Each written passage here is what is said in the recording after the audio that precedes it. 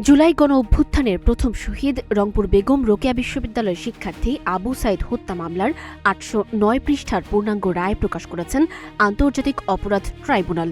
এই রায়ে ট্রাইব্যুনাল একাধিক গুরুত্বপূর্ণ পর্যবেক্ষণ দেওয়ার পাশাপাশি রংপুর আদালতে স্থগিত থাকা সংশ্লিষ্ট সাধারণ ফৌজদারি মামলাগুলো পুনরায় চালু করার নির্দেশ দিয়েছেন। রায়ের পর্যবেক্ষণে বলা হয়েছে, ঘটনার সময় আবু সাইদ ২ হাত প্রসারিত করে সম্পূর্ণ আক্রমণাত্মক অবস্থায় দাঁড়িয়েছিলেন। কোনো বিক্ষোভকারী শুধু উপস্থিত থাকার কারণেই আক্রমণকারী বা যোদ্ধা হয়ে যান না, ফলে তার উপর প্রাণঘাতী শক্তি প্রয়োগের কোনো যৌক্তিকতা ছিল না। ডিজিটাল ভিডিও ফুটেজ এবং প্রত্যক্ষদর্শীদের সাক্ষ্য পর্যালোচনা করে ট্রাইব্যুনাল নিশ্চিত হয়েছে যে পুলিশের গুলিতেই তার মৃত্যু হয়েছে এবং এখানে সুরতহাল প্রতিবেদনের কোনো সীমাবদ্ধতা এই বাস্তবতাকে নাকচ করতে পারে না।